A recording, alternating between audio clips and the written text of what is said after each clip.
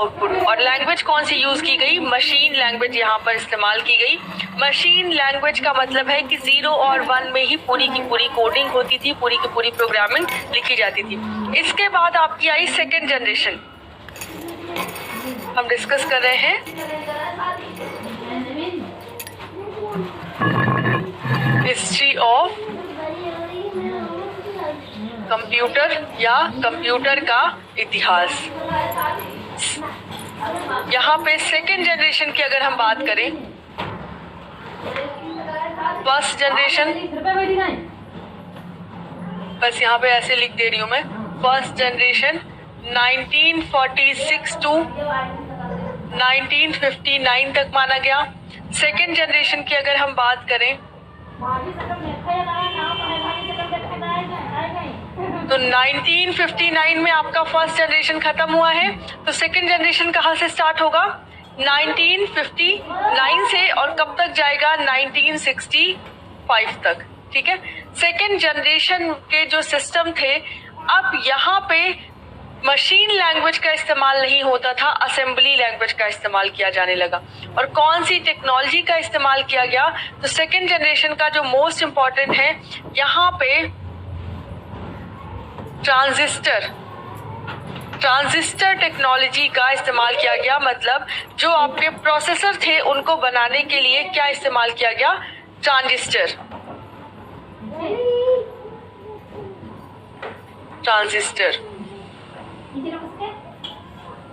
Transistors का इस्तेमाल करके आपके कंप्यूटर्स बनाए जाने लगे। अभी तक क्या था? वैक्यूम ट्यूब का यूज कर रहे थे, अब हमने क्या यूज करना स्टार्ट कर दिया? ट्रांजिस्टर। अब ट्रांजिस्टर का इस्तेमाल करके जब कंप्यूटर बनाए जाने लगे तो यहाँ पे जो स्पीड है वो थोड़ी फास्ट हो गई और जो साइज है वो भी थोड़ा सा कॉम्पैक्ट हो गया। ठीक है, वैक्यूम ट्यूब जहाँ पे हम 18,000 20,000 वैक्यूम ट्यूब इस्तेमाल कर रहे थे, वहां पे 10,000 या आप कह सकते हैं 5,000 ट्रांजिस्टर्स का इस्तेमाल करके वो काम कर सकते थे। तो साइज भी कम हुआ, स्पीड भी इंक्रीज हुई, और साथ ही साथ क्योंकि पहले क्या था, बहुत ज्यादा बड़ा था और बिजली की खपत भी बहुत ज्यादा हो रही थी। अब बिजली की खपत भी कम हो गई तो एक्सपेंस भी कम हो गए, इसका मतलब महंगे भी कम हो गए फर्स्ट जनरेशन के मुकाबले। दूसरी बात करें तो यहाँ पे मशीन लैंग्वेज की जगह कौन सी लैंग्वेज इस्तेमाल की जाने लगी? असेंबली लैंग्वेज, या इसको आप बोल सकते हैं असेंबली भाषा। असेंबली भाषा। अब असेंबली भाषा क्या है?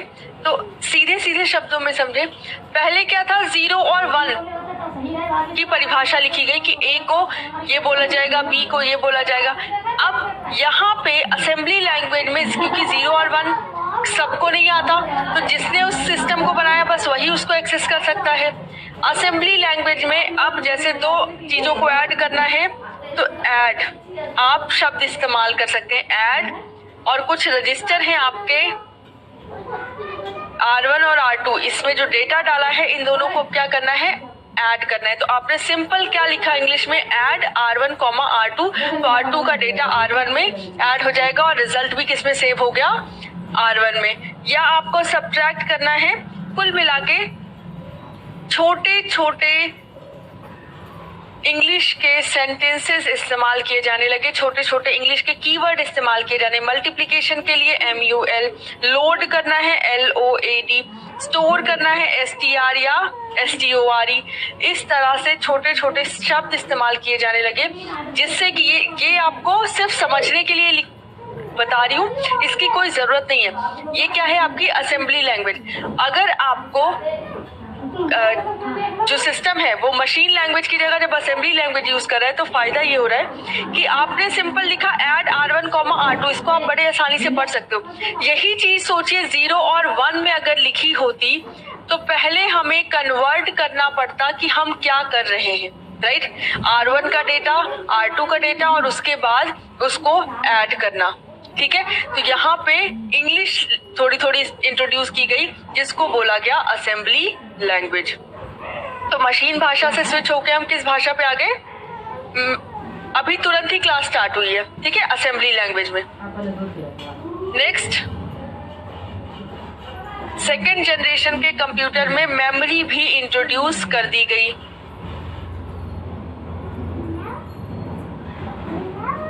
मेमोरी भी इंट्रोड्यूस की गई और किस रूप में? तो यहाँ पे मैग्नेटिक कोर,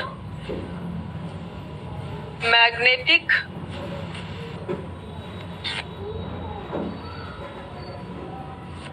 और मैग्नेटिक टेप के रूप में आपकी जो प्राइमरी मेमोरी है, सेकेंडरी मेमोरी है, वो आपकी इंट्रोड्यूस की गई। ठीक है, इसको आप इंग्लिश में लिख सकते हैं magnetic core and magnetic tape. ये आपके सेकेंड जनरेशन में जो मेमोरी इंट्रोड्यूस की गई है उसकी बात करें। अब ऑपरेटिंग सिस्टम की बात करें या प्रोसेसिंग की बात करें तो बैच प्रोसेसिंग के साथ साथ बैच प्रोसेसिंग के साथ साथ आपका और मल्टी प्रोग्रामिंग भी यहाँ पर यूज होने लगा। मल्टी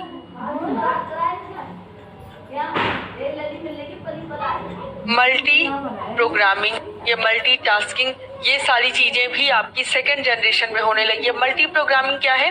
मल्टी प्रोग्रामिंग का सिंपल सा मतलब है कि एक इंसान से जब आप मल्टीपल काम करवाते हैं, और कंप्यूटर की भाषा में अगर हम बोले तो एक प्रोसेसर से अगर आप एक से ज्यादा काम करवाते हैं एक साथ, तो उसको हम बोलते हैं मल्टी प्रोग्रामिंग। अब एक प्रोसेसर है, वो आपके जैसे अभी की सिस्टम में देखें तो आपके एक सिस्टम कई काम कर सकते हैं। आप पीडीएफ भी खोल सकते हैं, आप वीडियो भी खोल सकते हैं, आपने कोई वर्ड फाइल ओपन करनी है आपने वो भी कर ली, आपको कोई ऑडियो ओपन करना है आपने वो भी कर लिया। तो बहुत सारे सिस्टम, बहुत सारी प्रोग्राम्स आप ओपन कर सकते हैं, रन कर सकते हैं।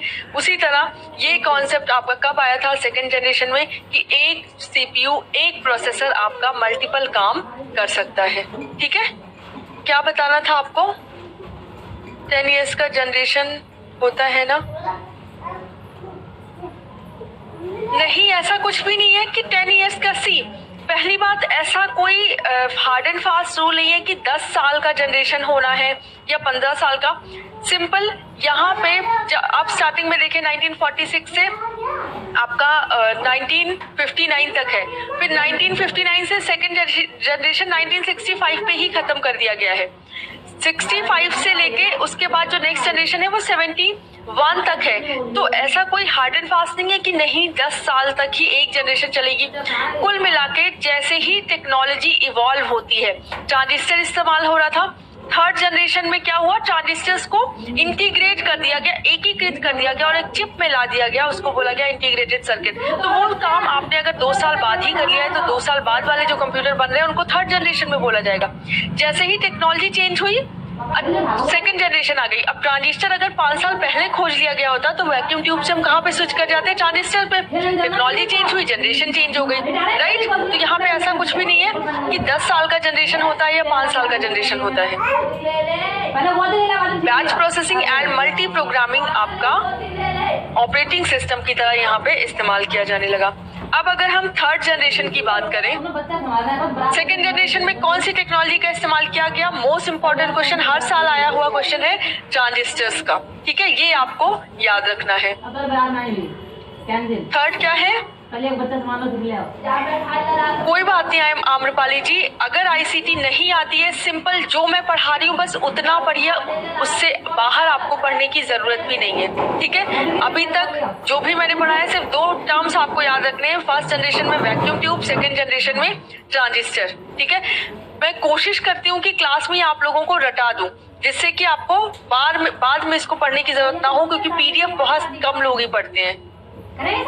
अब बात करते हैं तीसरी पीढ़ी या थर्ड जनरेशन। थर्ड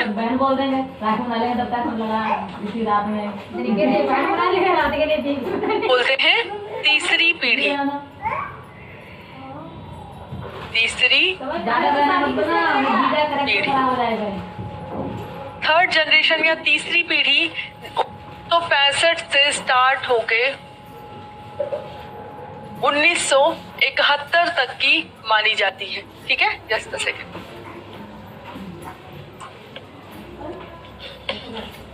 तीसरी पीढ़ी आपकी 1965 से स्टार्ट होके 1971 तक मानी जाती है।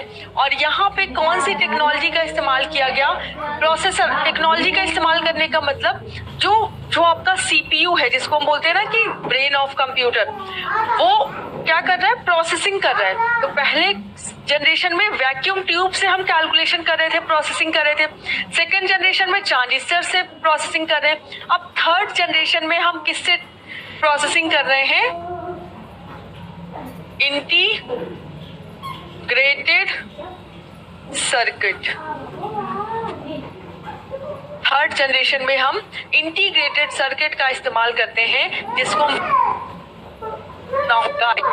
राइट। अभी इंटीग्रेटेड सर्किट क्या है? अभी तक क्या था? खुले में ट्रांजिस्टर्स लगा दिए जाते थे ऐसे, और अब इनसे कैलकुलेशन कराई जा रही थी।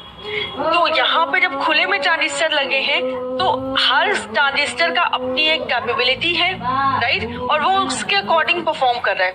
अब इन्हीं को क्या किया गया? एक साथ कर दिया गया और कॉम्पैक्ट करके एक चिप में मर्ज करके लगा दिया गया। मतलब इन सारे ट्रांजिस्टर को एकीकृत करके एक चिप में लगा दिया गया। तो अब ये सारे एक साथ एक बार में, अगर इस चिप में 100 ट्रांजिस्टर हैं तो एक साथ कैलकुलेट करके देंगे।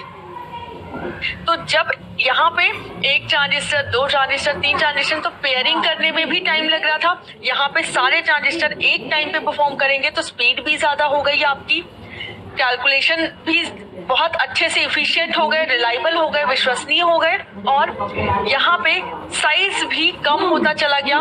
और जैसे जैसे, क्योंकि स्टार्टिंग में इलेक्ट्रिसिटी बहुत महंगी थी, फिर धीरे धीरे इलेक्ट्रिसिटी सस्ती होती चली गई, तो महंगाई भी कम होती चली गई, कंप्यूटर आपके कम महंगे होते चले गए।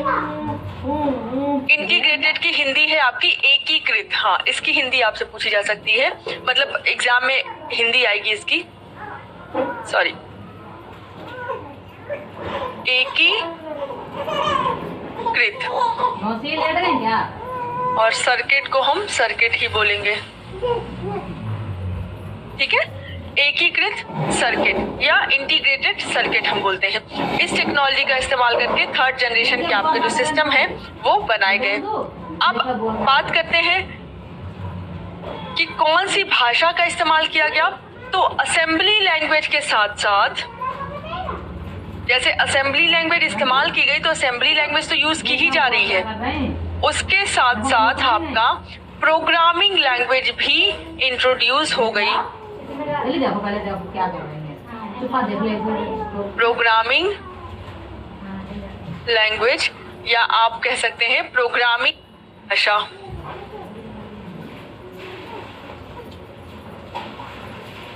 प्रोग्रामिंग भाषा, ठीक है, प्रोग्रामिंग भाषा यहाँ पर इंट्रोड्यूस की गई। प्रोग्रामिंग भाषा क्या है? अभी तक क्या था? छोटे छोटे टर्म्स यूज करते थे, जैसे ऐड, और यहाँ पे हमने रजिस्टर का नाम लिख दिया, फिर सब्ट्रैक्ट, रजिस्टर का नाम लिख दिया। ये छोटी छोटी इंग्लिश है। जब इंग्लिश का इस्तेमाल ज्यादा होने लगा तो हम उसको क्या बोलते हैं? Programming language. देखिए, पहले क्या था? मशीन तो सिर्फ मशीन लैंग्वेज समझ रही है। तो फर्स्ट जनरेशन के जब कंप्यूटर बनाए गए तो ऐसा कोई ट्रांसलेटर नहीं बनाया गया, सिर्फ और सिर्फ मशीन लैंग्वेज, जो उसको समझ में आ रहा है वही हम इनपुट दे रहे हैं। भले हमें कठिनाई हो रही है उसकी भाषा समझने में, जब वो आउटपुट देता था तो हमें टाइम लगता था उसको डिकोड करने में, 0-1 को बदलने में, और उसके बाद हमें समझ में आ रहा है। फिर सेकेंड जनरेशन में थोड़ा जब डेवलपमेंट हुआ तो ये हुआ कि ऐसा करते हैं कि जो भाषा हमें समझ में आ रही है थोड़ी थोड़ी वो इस्तेमाल करते हैं, थोड़ी थोड़ी हम मशीन भाषा इस्तेमाल करते हैं। तो एक काम किया गया, छोटी छोटी इंग्लिश की परिभाषा लिखी गई, उस परिभाषा को एक जगह पे स्टोर किया गया और उसको बोला गया ट्रांसलेटर। ठीक है, जैसे 2 ऐसे लोग, जिन एक को जापानीज आती है, एक को हिंदी आती है, और बीच में एक ट्रांसलेटर रख दिया गया कि हिंदी वाला जो बोले वो जापानीज को समझाना है, जापानीज वाला जो बोले वो हिंदी को समझाना है। उसी तरह जब असेंबली लैंग्वेज बनाई गई तो हमें तो समझ में आ रहा है इंग्लिश में ऐड लिखा है, बट कंप्यूटर को कैसे समझाया जाए? उसके लिए क्या किया गया, आपके बीच में एक मीडियोकर रखा गया असेंबलर, जिसको हम बोलते हैं असेंबलर। अगर हम फर्स्ट जनरेशन की सेकंड जनरेशन की बात करें तो असेंबली लैंग्वेज का ट्रांसलेटर क्या कहलाता है, असेंबलर। अब असेंबलर क्या है, एक ट्रांसलेटर, एक ट्रांसलेटर। ट्रांसलेटर मतलब अनुवादक। ये जो भी जैसे ऐड लिखा है तो ऐड का अनुवाद करके मशीन को बताएगा 0 और 1 में। सिंपल इसी तरह से अगर 0 और 1 में कुछ आउटपुट आ रहा है तो उसका अनुवाद करके उसको इंग्लिश में कन्वर्ट करके कौन दे रहा है, असेंबलर। तो असेंबली लैंग्वेज को कन्वर्ट करने के लिए हम क्या यूज करते हैं, किसमें कन्वर्ट करना है, मशीन लैंग्वेज में। असेंबली लैंग्वेज को मशीन लैंग्वेज में कन्वर्ट करने के लिए हम इस्तेमाल करते हैं असेंबलर। और यहाँ पे क्या इस्तेमाल किया जा रहा है, प्रोग्रामिंग लैंग्वेज। एक ज्यादा इंग्लिश इस्तेमाल की जा रही है तो अब इसके लिए नए ट्रांसलेटर बनाए गए और उन ट्रांसलेटर को बोला गया कंपाइलर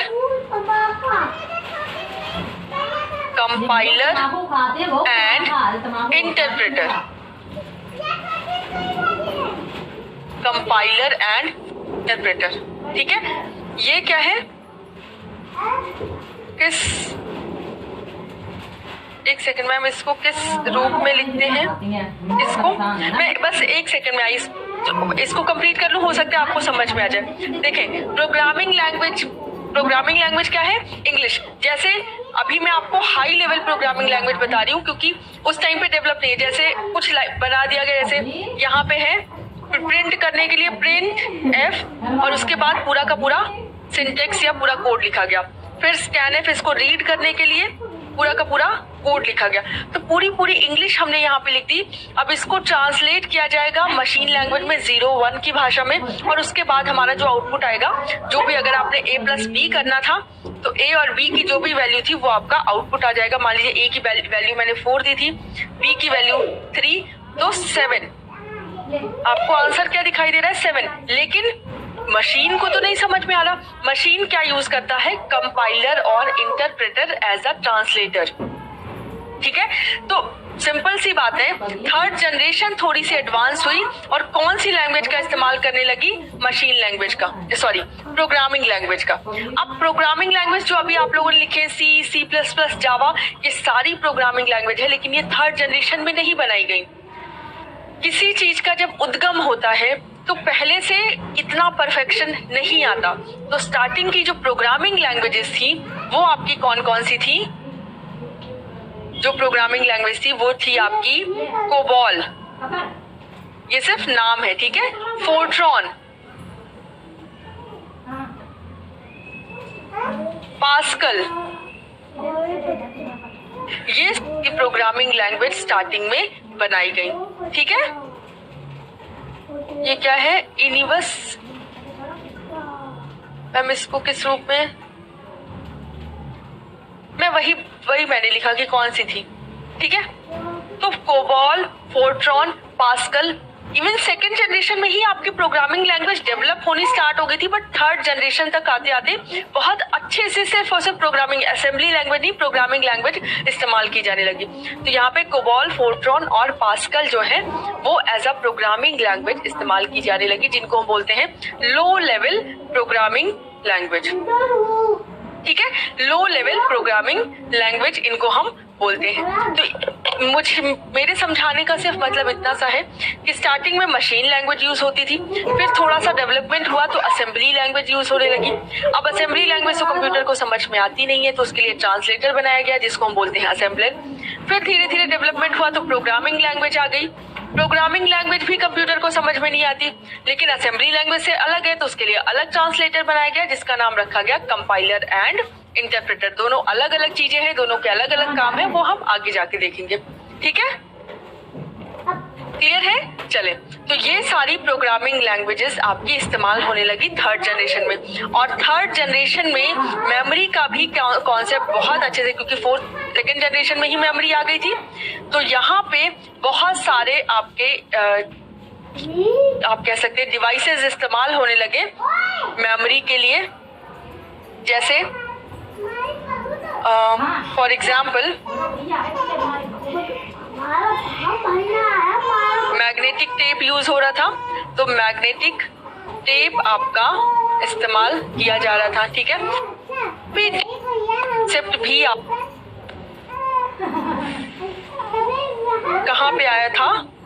थर्ड में। नेक्स्ट, मैग्नेटिक ड्रम इस्तेमाल किए जाने लगे।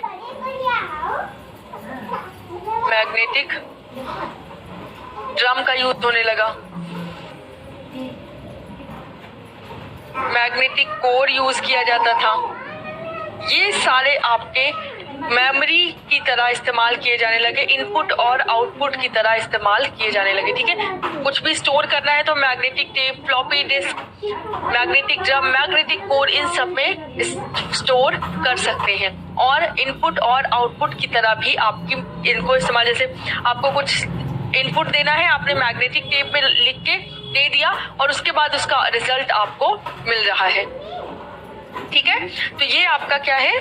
थर्ड जनरेशन में magnetic tape and floppy disk भी इस्तेमाल किया जाने लगा। और अगर हम प्रोसेसिंग की बात करें तो बैच प्रोसेसिंग, क्योंकि देखिए जो चीज डेवलप हो जाती है, क्या बैच प्रोसेसिंग आज नहीं चल रही है? बिल्कुल चल रही है। जब हमें कोई समूह में एक तरह का काम करना होता है तो वहाँ पे हम बैच प्रोसेसर ही यूज करते हैं। जैसे आपको पासबुक प्रिंट करना है, आपको कोई दूसरा काम करना है, ऐसे जो बैच में है, तो वहाँ पे बैच प्रोसेसिंग की ही जरूरत है। तो batch processing, multi programming, multitasking,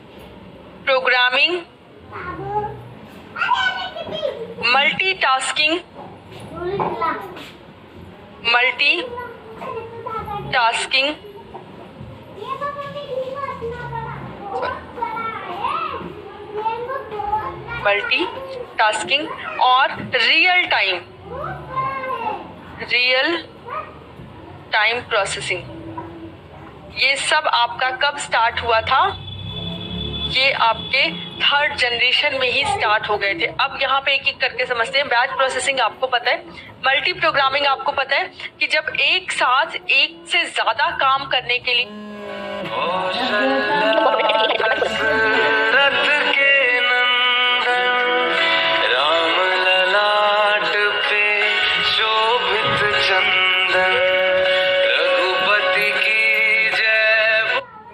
user अपना अपना काम कर रहे हैं। जैसे मल्टी प्रोग्रामिंग में एक ही सिस्टम में एक ही यूजर मल्टीपल काम खोलकर बैठा है। ठीक है, जैसे सिर्फ आप अपना सिस्टम एक्सेस कर रहे हैं, उसमें आपने विंडोज एक्सप्लोरर भी खोला हुआ है, या फिर आप कह सकते हैं वेब ब्राउजर भी खोला हुआ है, उसमें आपने पीडीएफ भी खोला।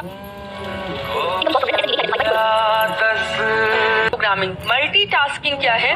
जब आपके सिस्टम में आप भी एक्सेस कर रहे हैं उस सिस्टम को और साथ में 2-4 लोग और सेम प्रोसेसर को एक्सेस कर रहे हैं, मतलब उनको भी ऑथराइजेशन है।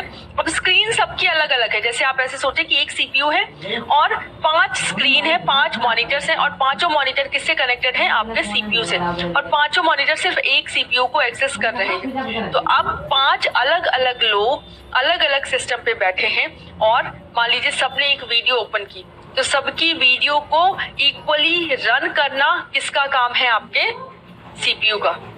अभी तक क्या हो रहा था? एक यूजर था, वो काम 5 काम कर रहा था, तो एक यूजर 5 काम एक साथ कर ही नहीं सकता। तो सीपीयू क्या करता था?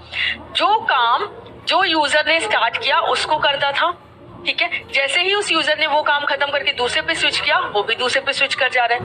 ठीक है, लेकिन अब क्या है? मल्टीटास्किंग में चैलेंज है उसके पास कि उसकी कैपेसिटी इतनी होनी चाहिए कि 5 अलग अलग लोग अगर सेम काम आपको दे रहे हैं तो पांचों को ये पता नहीं चलना चाहिए कि एक ही व्यक्ति काम कर रहा है या एक ही सीपीयू काम कर रहा है। पांचों को स्मूथली वो काम होकर मिलना चाहिए। ठीक है, तो ये भी इंट्रोड्यूस किस जनरेशन में हुआ था? थर्ड जनरेशन में। फ्लॉपी डिस्क की कैपेसिटी 1.4 MB और थोड़ी सी इससे ज्यादा भी थी। आई गेस फ्लॉपी डिस्क जब लास्ट फोर्थ जनरेशन में पहुंची थी तो थोड़ी सी ज्यादा कैपेसिटी थी उसकी। ठीक है, एंड रियल टाइम प्रोसेसिंग जो लाइव स्ट्रीमिंग होती है उसको हम बोलते हैं real time processing. Live streaming का सिंपल सा मतलब है, स्टार्टिंग में आपने देखा होगा लाइव मैचेस ब्रॉडकास्ट होते थे, राइट? पहले क्या था, ट्रांजिस्टर पे सब मैच सुनते थे। फिर थर्ड जनरेशन या फिर आप कह सकते हैं 1970-72 में ऐसा होता था कि लाइव टेलीकास्ट भी मैच का होना स्टार्ट हो गया था। तो रियल टाइम की प्रोसेसिंग जो है वो उसी टाइम पे स्टार्ट हुई थी कि लाइव टेलीकास्ट किसी भी चीज का, जैसे आज है क्या है, आज तो 5G इंटरनेट की वजह से, 4G इंटरनेट की वजह से लाइव टेलीकास्टिंग हो रही है और बहुत स्मूथली रन करती है। उस समय एक नया कॉन्सेप्ट आया था लाइव टेलीकास्ट या रियल टाइम प्रोसेसिंग का, कि ऑन द स्पॉट, जैसे अगर मैसेज है तो जैसे ही भेजा गया तुरंत पहुंच गया, इसको हम बोलते हैं रियल टाइम। या कोई वीडियो स्टार्ट की हमने, जैसे मैं यहाँ पे जैसे ही मैं लाइव आती हूँ आपको तुरंत नोटिफिकेशन जाता है, आप तुरंत लाइव आ जाते हैं और हम लाइव लेक्चर लाइव इंटरेक्ट कर सकते हैं, राइट। तो इसको हम बोलते हैं रियल टाइम इंटरेक्शन, ठीक है, या रियल टाइम प्रोसेसिंग। नेक्स्ट आपका है थर्ड जनरेशन में ही आपके सुपर कंप्यूटर भी इंट्रोड्यूस हुए थे। थर्ड जनरेशन ही आपकी सुपर कंप्यूटर की मानी जाती है। सी, मैंने एक भी जनरेशन का एग्जाम्पल आपको नहीं बताया, क्यों? क्योंकि आपके एग्जाम में कभी नहीं पूछा गया है कि किस जनरेशन में कौन सा सिस्टम है या किस जनरेशन का कौन सा सिस्टम माना जाता है, या प्रोसेसर भी नहीं पूछा गया। तो इस तरह का क्वेश्चन नहीं पूछा जाता, इसलिए मैं बस बता रही हूँ इसमें। तो सुपर कंप्यूटर भी आपके थर्ड जनरेशन में ही इंट्रोड्यूस हुए थे। सुपर कंप्यूटर आप कह सकते हैं कि थर्ड जनरेशन के एंड में और फोर्थ जनरेशन के स्टार्टिंग में इंट्रोड्यूस हुए थे। फर्स्ट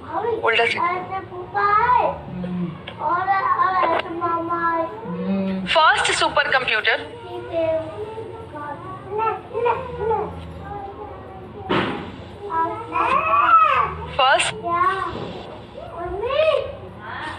सुपर कंप्यूटर कौन सा है? क्रे मतलब किया है इसको सेमर क्रे ने 1972 में, ठीक है। 1972 में पहला सुपर कंप्यूटर क्रे 1 के नाम से सेमर क्रे ने डेवलप किया है। मैं फिर से बता देती हूँ, मल्टीटास्किंग उतना ज्यादा इंपॉर्टेंट नहीं है आपके लिए, but still I will tell you, ठीक है। तो फर्स्ट सुपर कंप्यूटर क्रे 1 सेमर क्रे ने 1972 में आपका इंट्रोड्यूस किया था।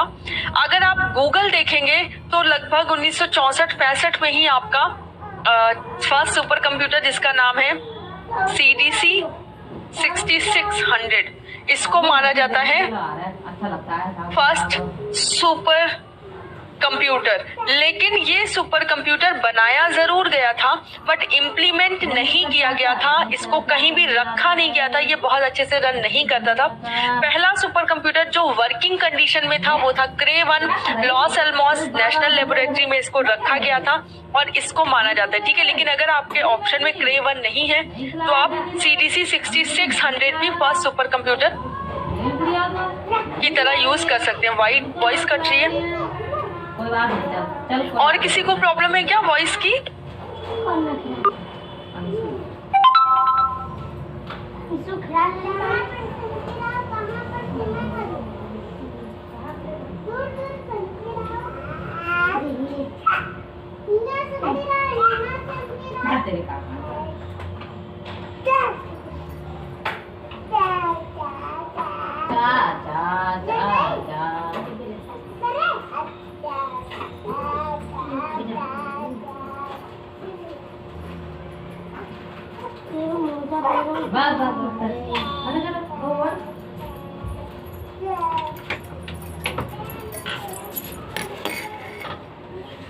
वॉइस क्यों कट रही है भाई? ठीक है,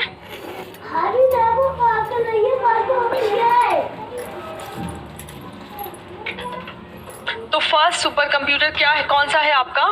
क्रे 1, ठीक है। तो आम्रपाली जी एक बार आप प्लीज चेक कर ले, हो सकता है आपके एंड पे प्रॉब्लम हो। तो सुपर कंप्यूटर की जनरेशन भी आपकी कौन सी मानी जाती है? Third generation. अब बात करते हैं मल्टीटास्किंग की अगेन।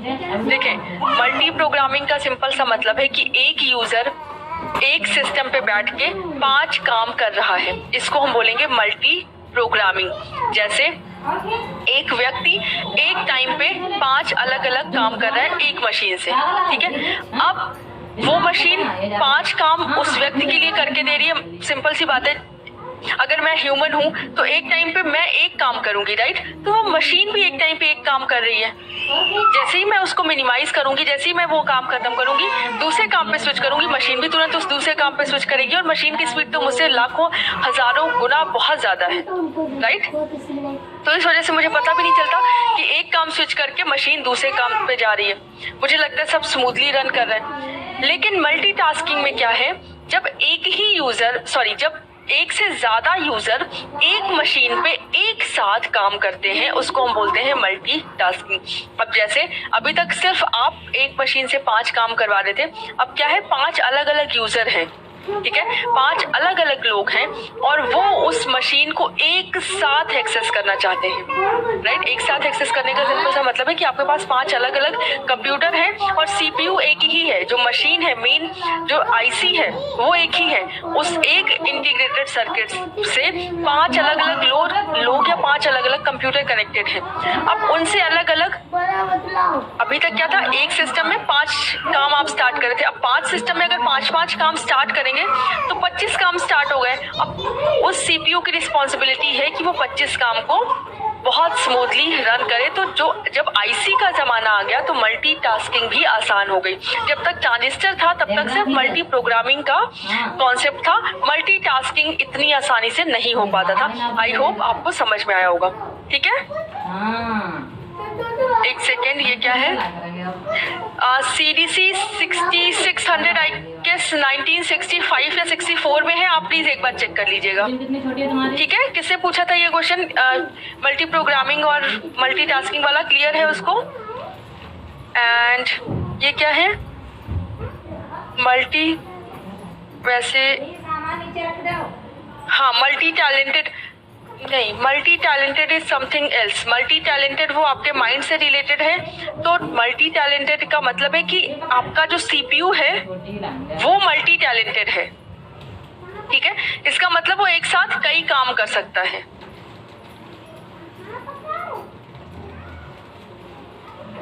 फिर से बता दूं,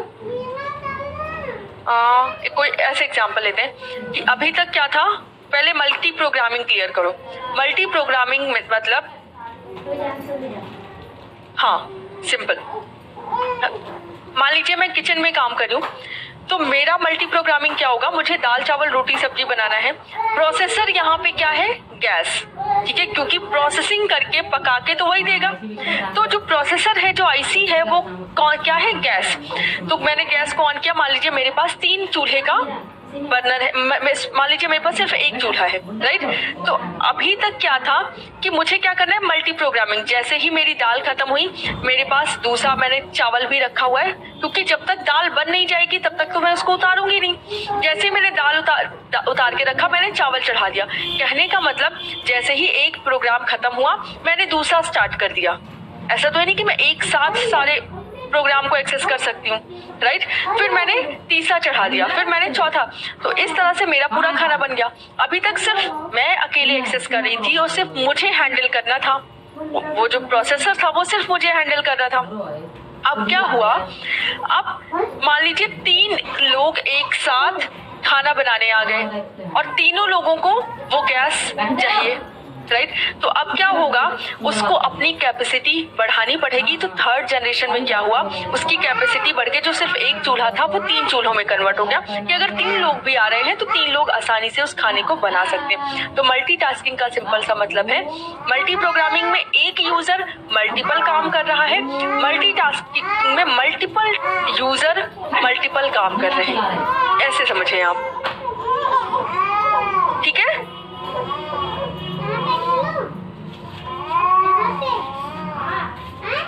मल्टी मतलब होता है एक साथ, बट काम कर लेना, राइट। सब क्लियर है, कुल मिला ये क्लियर हुआ। मल्टीटास्किंग और मल्टी प्रोग्रामिंग हमेशा याद रखो, एक इक्विपमेंट एक टाइम पे एक ही काम कर सकता है, ठीक है।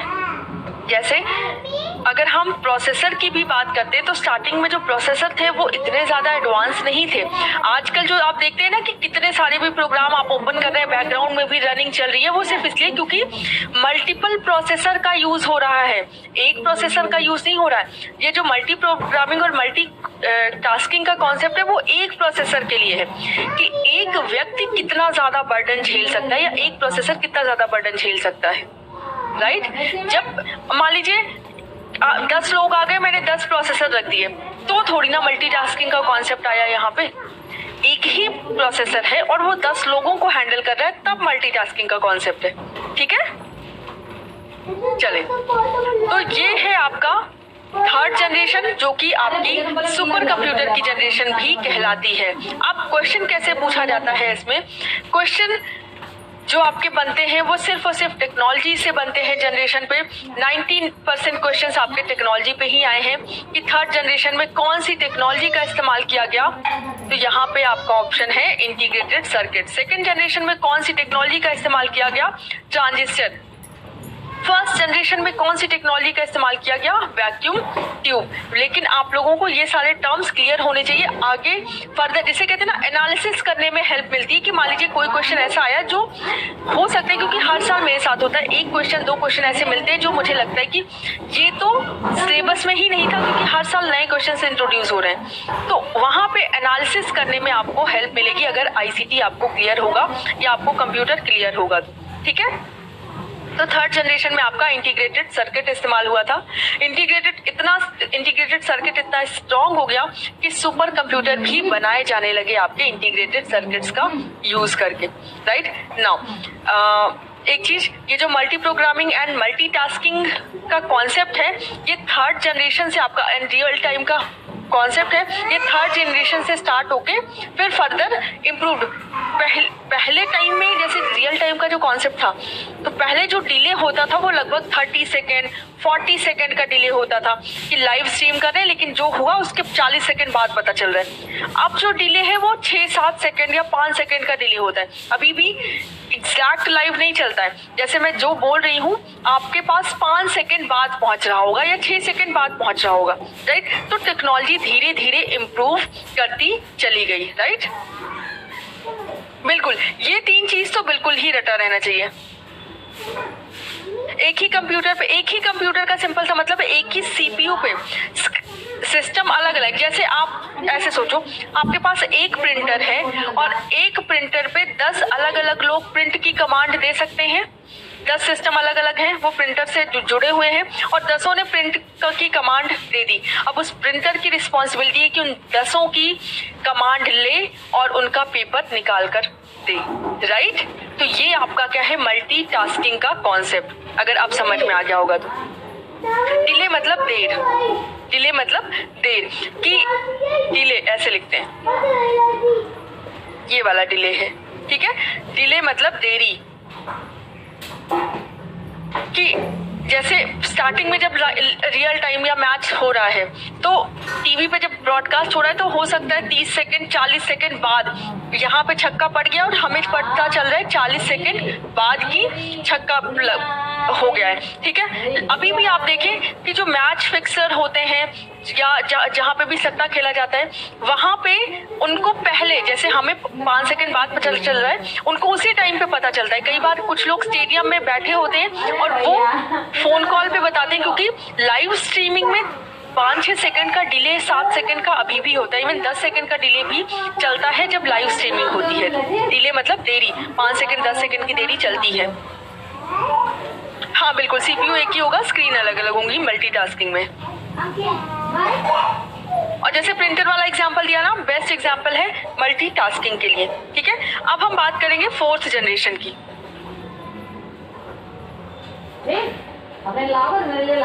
फोर्थ जनरेशन, या हम इसको बोल सकते हैं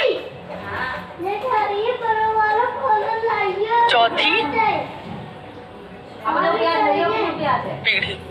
अब चौथी पीढ़ी की अगर हम बात करें तो फोर्थ जनरेशन ऑब्वियसली बात है, सुपर कंप्यूटर की जनरेशन है, थर्ड जनरेशन तक ही आपके सिस्टम डेवलप हो गए थे, राइट।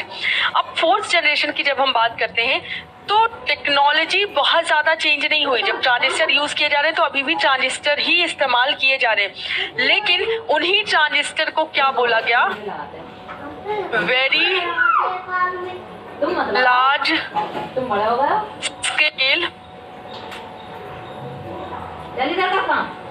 इंटीग्रेटेड सर्किट,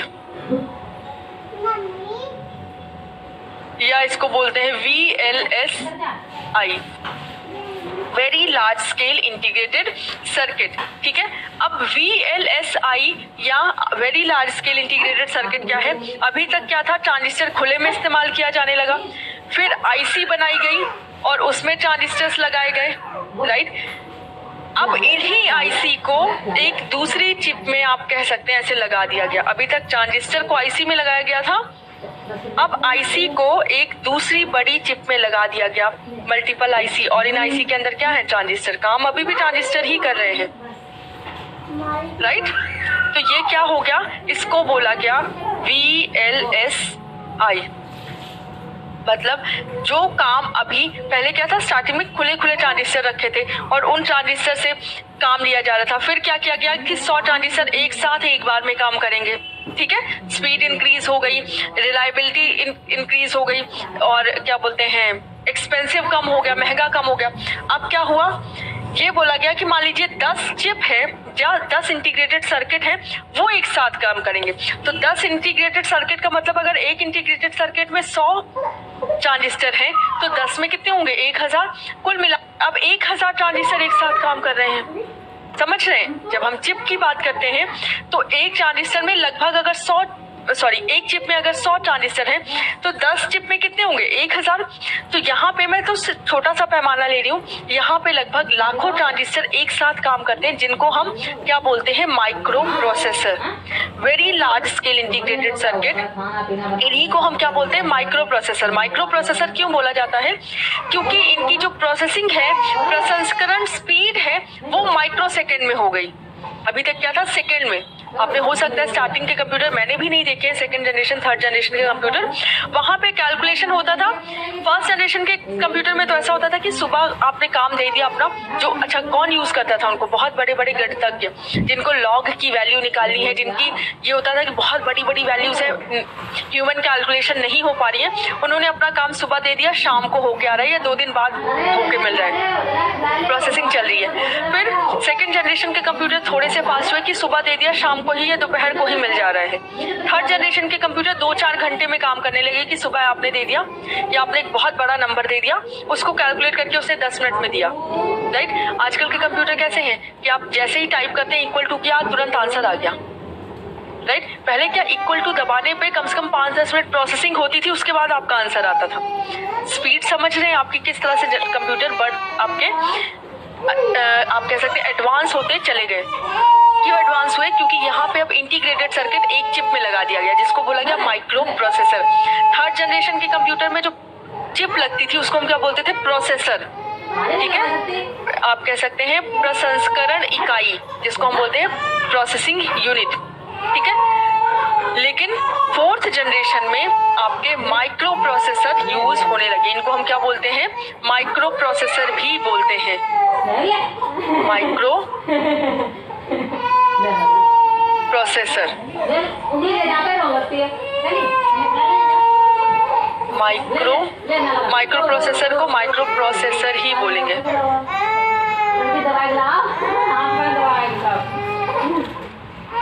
ठीक है, चले। नहीं, आज मेरी दूसरी क्लास है, फर्स्ट क्लास कल थी जिसमें हमने सिर्फ और सिर्फ सिलेबस डिस्कस किया था और फर्स्ट जनरेशन डिस्कस किया था, ठीक है। आज सेकंड क्लास है। अब यहाँ पे आपकी फ्लॉपी डिस्क और प्राइमरी मेमोरी, सेकेंडरी मेमोरी, ये सारे कॉन्सेप्ट भी इंट्रोड्यूस हो गए थे। भाषा कौन सी इस्तेमाल की जाने लगी, प्रोग्रामिंग लैंग्वेज। और कौन सी लैंग्वेज, जिनका नाम आप सभी आजकल जानते हैं, C++, है ना, DBase, जावा, सी शार्प, ये सारी लैंग्वेजेस, ये प्रोग्रामिंग लैंग्वेज आपकी 4th जनरेशन में इंट्रोड्यूस हो गई थी। अब एक चीज और थोड़ा सा माइन्यूट चीज है, मैं आपको बता रही हूँ, 1st जनरेशन में कोई भी प्रोग्रामिंग लैंग्वेज नहीं थी। तो जब कंप्यूटर की जनरेशन चल रही है तो आपकी प्रोग्रामिंग जनरेशन आई भी नहीं है। प्रोग्रामिंग की भी जनरेशन अपनी अलग है कि प्रोग्रामिंग की भी 1st जनरेशन में कौन कौन सी प्रोग्रामिंग लैंग्वेज इंट्रोड्यूस हुई है, 2nd जनरेशन में कौन सी, 3rd जनरेशन में कौन सी। तो C++ आपकी 3rd जनरेशन प्रोग्रामिंग लैंग्वेज में आई है। ये आप समझो, जैसे आपके कंप्यूटर जनरेशन क्या है या इतिहास क्या है कि जब आपका कंप्यूटर बनना स्टार्ट हुआ तो 1st जनरेशन जब कंप्यूटर बन चुका था, प्रोग्रामिंग लैंग्वेज का तो अता पता ही नहीं था, किसी को नहीं पता था कि प्रोग्रामिंग लैंग्वेज कहाँ है, किसको कहते हैं, right.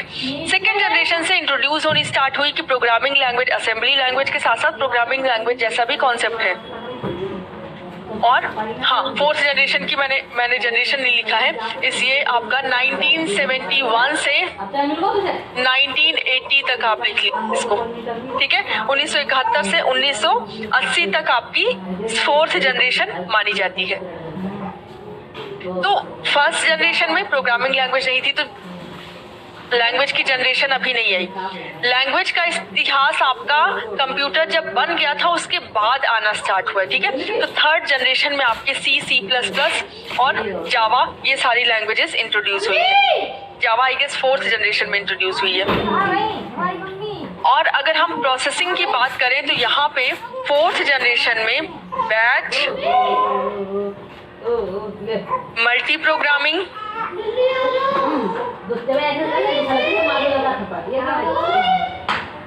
Multi programming, multitasking, multitasking,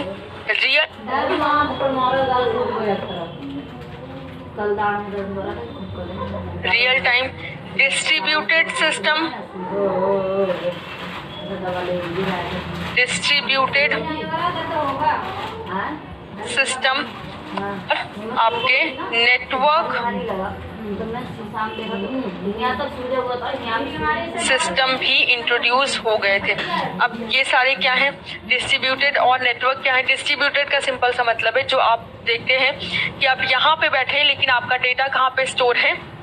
जैसे आप गूगल ड्राइव का इस्तेमाल करते हैं, गूगल ड्राइव में आप यहाँ पे बैठे हैं लेकिन आप गूगल ड्राइव का सेंटर कहाँ पे है, मान लीजिए कैलिफोर्निया में है तो कैलिफोर्निया में आपका डेटा स्टोर हो रहा है, मान लीजिए मुंबई में है तो मुंबई में आपका डेटा स्टोर हो रहा है। तो एक जगह पे बैठ के जब आप अपने डेटा को अलग अलग लोकेशन पे स्टोर कर देते हैं और वहां से एक्सेस कर सकते हैं तो उसको हम क्या बोलते हैं, distributed system and network system. जब नेटवर्क का यूज करके जैसे गूगल ड्राइव यूज करें तो नेटवर्क डिस्ट्रीब्यूटेड तो है ही, साथ ही साथ नेटवर्क का भी यूज करें तो नेटवर्क सिस्टम ही आपका ये है, ठीक है। तो distributed network system. Micro processor VLSI या 4th जनरेशन के कंप्यूटर जो बनाए गए उनमें जो टेक्नोलॉजी का यूज हुआ, जो प्रोसेसर का यूज हुआ उसको हम बोलते हैं माइक्रो प्रोसेसर, क्योंकि वहां पे बहुत लार्ज स्केल में इंटीग्रेटेड सर्किट का इस्तेमाल किया गया। अब एक इंटीग्रेटेड सर्किट में अगर 100 ट्रांजिस्टर लगे हैं तो अगर मान लीजिए 100 इंटीग्रेटेड सर्किट इस्तेमाल किए गए तो सीधा सीधा 10,000 ट्रांजिस्टर एक साथ काम किए गए। और उनको बोला जब 10,000 ट्रांजिस्टर एक साथ काम कर रहे हैं तो आपकी प्रोसेसिंग स्पीड बढ़ गई, किसमें हो गई, माइक्रो सेकेंड में, इसलिए उसको बोला गया माइक्रो प्रोसेसर, ठीक है। हाँ, नेट भी आपका इवन अगर आप ऐसे देखें ना तो नेट आपका 1962 में ही इंट्रोड्यूस हो गया था। आप कह सकते हैं कि 2nd जनरेशन के अंत में या 3rd जनरेशन के स्टार्टिंग में ही आपका नेट इंट्रोड्यूस हो गया था। और अगर इंटरनेट नेटवर्क की बात कर रही हूँ मैं, अगर इंटरनेट की बात करें तो इंटरनेट आपका जो www है वो स्टार्ट हुआ था लगभग 1990 में, टिम बर्नर्स-ली ने आई गेस ये स्टार्ट किया था, ठीक है। वो 1990 में आया है आपके इंटरनेट का कॉन्सेप्ट, लेकिन नेटवर्क का कॉन्सेप्ट आपका 1962 में ही आ गया था। क्लियर है? ये क्रोम 1242 थोड़ा सा आप फास्ट जा रहे हो, जैसे आपने बोला नेटवर्क टोपोलॉजी, क्रोम, तो ये सारी चीजें ना नेटवर्क में आती हैं, मिनी फ्रेम मुझे एक सीक्वेंस में पढ़ाने दीजिए, क्योंकि फिर ये सारे आप कंप्यूटर के नाम बता रहे हैं। जैसे जब सुपर कंप्यूटर आपका इंट्रोड्यूस हो चुका है तो आपके मिनी, मेन फ्रेम, ये सारे कंप्यूटर आपके थर्ड जनरेशन के ही हैं। थर्ड से फोर्थ जनरेशन में जैसे जैसे जरूरत पड़ती है, जैसे आपने एक सुपर कंप्यूटर जनरेट कर लिया, मतलब आपने ये सोचिए कि 1 लाख ट्रांजिस्टर का इस्तेमाल करके एक सिस्टम बना लिया, तो क्या आप 50,000 ट्रांजिस्टर का इस्तेमाल करके एक सिस्टम नहीं बना सकते? क्या आप 10,000 ट्रांजिस्टर का इस्तेमाल करके एक सिस्टम नहीं बना सकते? That is very much obvious कि हम बना सकते हैं। ठीक है, मुझे आपके क्वेश्चन का आंसर करने में कोई प्रॉब्लम नहीं है, बट रिदम टूटता है कि मैं जो पढ़ा रही हूँ विच इज रेलिवेंट, फिर उससे हट के मुझे चीजें बतानी पड़ रही हैं। ठीक है, कुछ नहीं समझो, नहीं समझ में आया है कोई प्रॉब्लम नहीं है। ऐसे सोचो कि जब एक ह्यूमन की बात करते हैं, ठीक है, अभी सिस्टम को छोड़ते हैं, जब डेवलपमेंट स्टार्ट हुआ जावा, मानव और एंड बहुत सारे, मतलब इतिहास मुझे इतना नहीं पता है, जब डेवलपमेंट स्टार्ट हुआ तो धीरे धीरे चीजें आई, राइट? तो सिंपल इतना समझो, फर्स्ट जनरेशन में आपका जो कंप्यूटर था बहुत बड़ा होता था, उसमें मशीन लैंग्वेज का यूज होता था, वहाँ पे किसी ट्रांसलेटर की जरूरत ही नहीं है, जो मशीन को समझ में आ रहा है हम सिर्फ वही दे रहे हैं, राइट? फिर धीरे धीरे ह्यूमन ने क्या किया, असेंबली लैंग्वेज का यूज किया। क्या हुआ, वैक्यूम ट्यूब की जगह ट्रांजिस्टर इस्तेमाल होने लगा, तो थोड़े से फास्ट हो गए कंप्यूटर।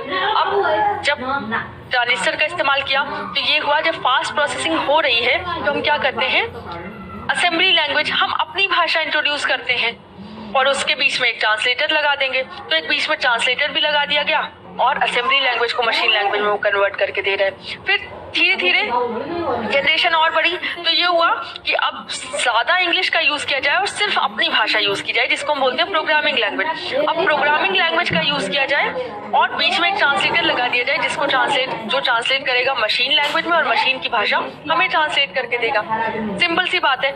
क्यों ऐसा किया गया? क्योंकि प्रोसेसर्स की कैपेसिटी बढ़ती चली गई। पहले हम वैक्यूम ट्यूब यूज कर रहे थे, वैक्यूम ट्यूब के बाद हम ट्रांजिस्टर का इस्तेमाल करने लगे। अब पहले क्या था कि मान लीजिए आपके पास 50 ट्रांजिस्टर हैं, तो खुले में 50 ट्रांजिस्टर लगे हुए हैं। अब एक बार में पहला काम कर रहा है, फिर दूसरा, फिर तीसरा, फिर चौथा, इस तरह से सारे एक्टिव होने में कम से कम 50 मिनट लग रहे हैं और उसके बाद प्रोसेसिंग स्टार्ट हो रही है। तो इस कॉन्सेप्ट को कन्वर्ट किया गया, एकीकृत कर दिया गया, किसको, ट्रांजिस्टर्स को, जिसको बोला गया इंटीग्रेटेड सर्किट। ठीक है, अब एक ही साथ 100 ट्रांजिस्टर एक सर्किट में लगा दिए गए और वो एक साथ जैसे ही वो चिप ऑन हुई वो सारे ट्रांजिस्टर ऑन हो गए। समझ में आया? तो अब क्या हो रहा है कि सारे ट्रांजिस्टर एक साथ ऑन हो गए, प्रोसेसिंग स्पीड थोड़ी इंक्रीज हो गई और प्रोसेसिंग फास्ट हो गई। अब क्या किया गया, एक काम,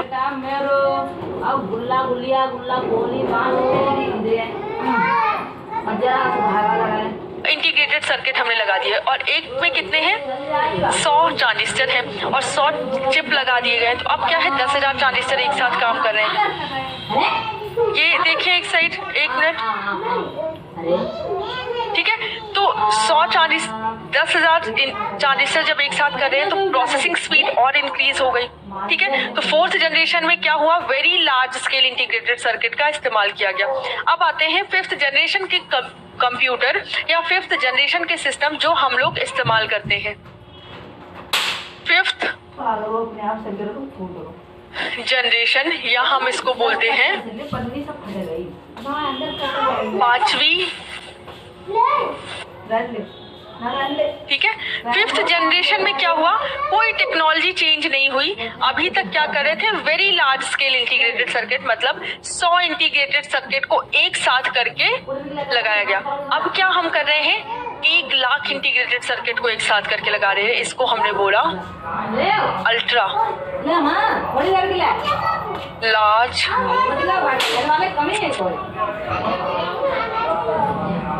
इंटीग्रेटेड सर्किट।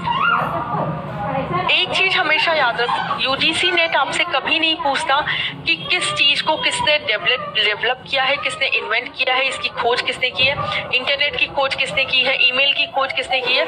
ये सारे क्वेश्चंस वो कभी नहीं पूछता है। ठीक है। तो इन सब के पीछे भागने की जरूरत नहीं है। पहला सुपर कंप्यूटर कौन सा था, जैसे एसएससी को मैं पढ़ाती हूँ या फिर किसी दूसरे बैच को पढ़ाती हूँ तो मुझे बताना पड़ता है। अभी मैं सुपर कंप्यूटर ही कम से कम मिहिर, प्रत्यूष, ये शिवाय, परम शिवाय, ये सारे मैं बता रही होती। लेकिन आप लोगों से जब 10 साल 15 साल में कभी नहीं पूछा गया तो इस तरह के क्वेश्चंस नहीं पूछे जाते हैं, ठीक है। इसीलिए मैं कहती हूँ जितना मैं पढ़ा रही हूँ यूजीसी नेट के लिए सिर्फ और सिर्फ उतना रेलिवेंट है। हो सकता है आप लोगों को और भी चीजें पता हो, लेकिन अगर आप यूजीसी नेट के लिए प्रिपेयर कर रहे हैं तो जितना इस क्लास में है that is more than sufficient, ठीक है। सिर्फ इतने पे फोकस करें आप लोग। बाकी बताने के लिए बहुत सारी चीजें, एक टॉपिक अगर बताने बैठूंगी तो कब वो स्टार्ट हुआ, किसने उसको बनाया, ये सारी चीजें भी उसमें आती हैं, बट ये रेलिवेंट ही नहीं है आपके लिए। जिनके नाम रेलिवेंट होंगे जैसे कोर्सेरा, यूडेमी या माइक्रोसॉफ्ट, इन सब के नाम 2-4 मैं बता दूंगी आप लोगों को, ठीक है।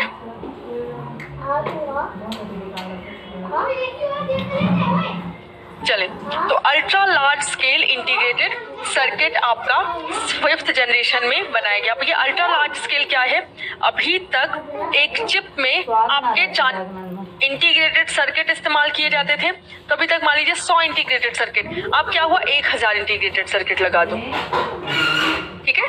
ये 1000 इंटीग्रेटेड, टेक्नोलॉजी नहीं चेंज हुई है।